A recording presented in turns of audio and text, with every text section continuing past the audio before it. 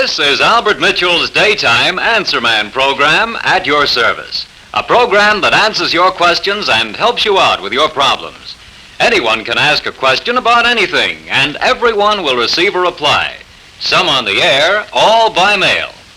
And now, here he is, your Daytime Answer Man. Good afternoon, and happy Thanksgiving Day to you all. Now for today's questions. Here's the first from a Bridgeport, Connecticut listener. How long did it take the Pilgrims to eat the first Thanksgiving dinner?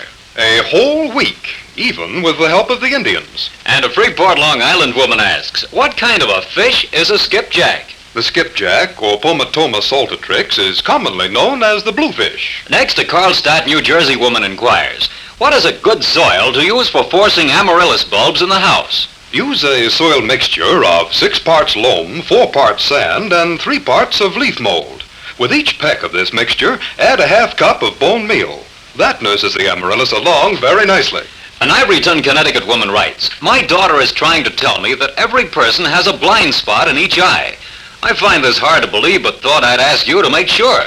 Is it true or isn't it? It is. At the place where the optic nerve enters into the retina, there is a blind spot which is completely insensitive to light. The spot covers a visual angle varying from 3 to 9 degrees, but because of the field of vision of the eyes overlaps, we are not conscious of any blindness as we look at things. A Scarsdale, New York boy wants to know if they had folding chairs back in the 18th century. Oh yes, and before that, folding stools, which were called fald stools, and were not unlike the present-day camp stool. A bride living on Staten Island writes, I would like to make my first Thanksgiving Day dinner as nearly like the first one served by the Pilgrims as possible. Can you tell me what they ate? Well, the main items of food served at the first Thanksgiving Day feast were turkey, Indian pudding, and pumpkin pie. This question comes from a Pottstown, Pennsylvania listener. How does the average height of a Japanese woman compare with the height of an average Japanese man? There's usually about 5 inches difference, the average Japanese male being 5 feet 3.5 inches tall, and the female 4 feet 10.5 inches. A Ringo's, New Jersey woman asks, do we know where Joshua of the Bible was buried? Yes and no. We do know that Joshua was buried on the side of Mount Ephraim on a hill called Gash, but we've never been able to locate the hill. A note from a Yonkers woman reads, I'm aware of an acrid wood odor that I think is coming from the fireplace when it's not burning. Is this possible, and what should I do about it? It's very possible, for such an acrid odor can come from a mixture of moisture and wood ashes in the fireplace. To do away with it, keep the fireplace clean, the damper closed, and wire brush the back of the fireplace to remove all the soot and dirt. An Ossining, New York youngster inquires, how are you supposed to get a daddy longlegs to show you where the cows are? And does it work? Well, you're supposed to pick up the daddy longlegs and ask it where the cows are. Then, when you put it down again, the daddy longlegs is supposed to show the way. It doesn't work. Now for a message about Grape Nuts Flakes. Grape Nuts Flakes have something new. They're sugar roasted. Yum, yum, yum, yum, yum, my Jiminy. Grape Nuts Flakes are good by Jiminy. Sugar roasted, new and better. They're richer now in sweet malt sugar. Sugar roasted, good by Jiminy. Grape Nuts Flakes, yum, yum, my Jiminy. Yes, the new Grape Nuts Flakes are even better than ever before. They're sugar roasted. Yes, roasted in sweet malt sugar. Delicious golden sweet malt sugar to make that flavor even richer, to make that double-barrel goodness extra good. Try the new Grape Nuts Flakes. They're sugar roasted. Yum, yum, yum, yum, yum, my Jiminy. Grape Nuts Flakes are good by Jiminy. Sugar roasted, new and better. They're richer now in sweet malt sugar. Sugar roasted, good by Jiminy. Grape Nuts Flakes, yum, yum, my Jiminy. Ask for the new Grape Nuts Flakes. They're sugar roasted. Now back to the Answer Man. A Brooklyn woman asks, is there such a thing as a turkey with all white meat? Yes, white turkeys produce all white, or at least all light meat. And a Pelham Man, a New York student, inquires, did the people of Europe have much knowledge of Arabia in the 18th century? No, their knowledge of Arabia was mainly based on the works of the early Greek and Latin writers, such as Herodotus, Strabo, Pliny, and Ptolemy. A Prospect Plains, New Jersey housewife wants to know how she can protect some shelves of canned and preserved foods. You might tack a piece of oilcloth on the edge of each shelf so that it hangs down over the contents of the shelf below. This will keep harmful light and heat from the canned and preserved foods. This question comes from a Philadelphia listener. What was the worst blizzard the East has ever suffered? Those who survived it say the blizzard of 1888. The blizzard blew from March 11th to March 14th, with New York and Philadelphia being the city's hardest hit. The wind at one time blew the snow at a rate of 46 miles an hour. A Stamford, Connecticut man asks, in English slang, what is a downy cold? A very wily and crafty individual. And a woman writes from Passaic, New Jersey, we're carrying on our annual feud with the mice. As always, they're stealing the cheese and leaving the trap unsprung. Is there any way we can treat the cheese so the mice can't steal it? Yes, sear the cheese with a lighted match after you've fixed it in the trap. The heat will cause the cheese to cling there by its melting and hardening again, and the odor of heated cheese should be even more enticing to the mice. A letter from a Larchmont, New York listener reads, as I remember it, the first Thanksgiving was a celebration of a bumper crop the Pilgrims had harvested. Am I right? And what was the crop? You are right. The crop was 20 acres of corn and 6 of barley and peas. A Brooklyn boy inquires, is it true that Richard the Lion-Hearted was once saved by his music teacher? It is. His name was Blondel. And while Richard was prisoner of the Duke of Austria, Blondel traveled through Palestine and all parts of Germany searching for his master. Finally, he heard that a famous prisoner was confined in Durenstein Castle. Placing himself under a tower of the castle, Blondel began to sing one of the French lays which he had formerly composed for Richard. Scarcely had he finished the first stanza when a voice from the dungeon of the tower took up the melody. Thus Blondel discovered his king, returned to England, obtained Richard's ransom, and set him free. He was always known thereafter as the faithful Blondel. Before the next question, an announcement about Colgate Dental Cream. Brush your teeth with Colgate. Colgate Dental Cream, it cleans your breath. What a toothpaste. While it cleans your teeth. Colgate toothpaste. Cleans your breath. What a toothpaste. While it cleans your teeth. And no other toothpaste does a better job of cleaning your teeth than Colgate Dental Cream.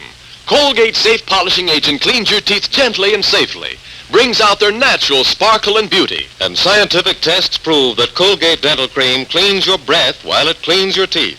Prove conclusively that in 7 out of 10 cases that originate in the mouth, Colgate Dental Cream instantly, yes, instantly sweetens breath. So don't take unnecessary chances. Use Colgate Dental Cream twice a day and before every date to clean your breath while you clean your teeth. So brush your teeth with Colgate. Colgate Dental Cream, it cleans your breath. What a toothpaste. While it cleans your teeth. Now, here's the next question. A Manhattan homemaker asks, why does a little ammonia in dishwater make the grease come off pots and pans easier? The ammonia increases the alkalinity of the water, which in turn dilutes the grease. And a Spotswood, New Jersey listener wants to know if there's any standard size for the old-fashioned beaker. No, the old beaker varied in size, but was usually of the same design, a flat bottom and sides tapering outwards from the base. They were without handles and were usually of pewter or silver. A man writes from Great Neck, Long Island. Please tell me if it's all right to apply putty against bare wood. No, because the oil in the putty is absorbed, and this leaves the putty brittle and crumbling. Before any putty is applied, the wood should be given a coat of linseed oil or of thin paint to seal the pores. A note from a Mamaroneck, New York housewife reads, please tell me if the early colonists learned how to make cranberry sauce from the Indians or if the Indians learned how from the white settlers. Neither. Each knew how before they met the other. When the Pilgrim settlers arrived in this country, they found the Indians making a cranberry sauce with maple syrup, while the people of Europe had learned to make cranberry sauce with sugar from the Scandinavians. A young man of Philadelphia writes, the other day I heard an old New Englander talking about frost fish. What fish was that? It could have been several, but most likely it was the tom cod. Tom cods come when the fall frosts come. Here's a letter from a Hohokus, New Jersey mother which reads, my 3-year-old daughter has trouble holding a drinking glass, yet she insists on using one. How can I fix the glass so she won't drop it? Snap 2 wide rubber bands around the glass at the top and at the bottom. Then the glass can slide in your daughter's hands, but she'll be less likely to keep on dropping it. A New York City woman writes, I was lucky enough to get a new gas refrigerator. On it are the letters AGA. What do they mean? American Gas Association. The letters are placed there to indicate that your gas refrigerator meets the standards of construction and performance developed by the AGA, which have been adopted by the ASA, or American Standards Association. A young man writes from Saguaro, New Jersey. I have a dachshund dog, and my friend says that dachshunds aren't brave. And I say they are too. Aren't they? They certainly are. They were originally a hunting dog, brave enough to hunt their prey in its lair. Now for a message about Bird's Eye Frosted Foods. Hello? Miss Gates? Yes? This is Clem down at the telegram office. He got a funny kind of message for you. Who's it from, Clem? It's from your husband. He says, we'll be home in time for dinner. Don't forget to... Say, what does that mean, Miss Gates? Why, Clem, it means get bird's eye. Yes, folks, let that whistle remind you always to get bird's eye. For example, get bird's eye French-style green beans. They're luscious green beans picked in their prime, sliced French style, and quick frozen to keep their summer freshness for your dinner plate. They're stringlets, too, ready to cook and serve. Make a note right now to get bird's eye French-style green beans. The best you ever tasted or your money back. But remember, It can't be the same if it ain't got that name. Get Bird's Eye Frosted Foods. Now back to the answer man. A Paoli, Pennsylvania listener asks, was the very first Thanksgiving proclaimed on the 3rd, 4th, or 5th Thursday in November? On the second Thursday in December. The first Thanksgiving was proclaimed by Governor Bradford to be held on December 15th, 1621. And a young man living in Putnam, Connecticut writes to inquire, why is the town of Blue Earth out in Minnesota called that? Certainly not because it has blue dirt. Really, because it's situated along the Blue Earth River. It's the river that was named because of the blue-green clay along its banks. A Cobblestill, New York man wants to know if the rattlesnake is the only snake that vibrates its tail when excited. No, the bull and fox snakes also have the characteristic of vibrating their tails to give warning. But since they have no rattles on the end of them, they seldom make any noise, except to rustle the grass or leaves which they're lying in. And a young bride living in Scotch Plains, New Jersey asks, could I make candied sweet potatoes without using sugar? Oh, yes. For every 6 medium-sized sweet potatoes you wish to candy, use a half cup of honey, maple syrup, or corn syrup. Here's a question from a Mount Vernon, New York woman. Do you know that poem that tells us what to be thankful for on Thanksgiving Day that you could read for us? There are many good ones, but Thanksgiving by Ellen Tupper seems to answer your question the best. It goes, for health and strength, for home and friends, for comfort in the time of need, for every kindly word and deed, for happy thoughts and pleasant talk, for guidance in our daily walk. For all these things, give thanks. If you'd like help with a particular problem, the answer to a question that's puzzling you, just write a note to the Answer Man, WOR, New York 18. Please enclose a stamped addressed envelope. Ask any question you wish, and provided it has a definite answer that's not of a personal nature and does not violate professional ethics, you will get the answer by mail and without charge. Write the Answer Man, WOR, New York 18. Tomorrow midday at 12:45, we'll be back with the answers to more of your questions. And what are some of those questions going to be? Well, among them will be, which fish eats other fish from the inside out? How can you make sticky windows slide more easily? What's a simple way to perk up an oyster stew? Was the fiddleback chair copied from a fiddle? And where was it once against the law to run after a streetcar? So join us again tomorrow midday at 12:45 for Albert Mitchell's Daytime Answer Man program. And remember the Evening Answer Man tonight at 7:15.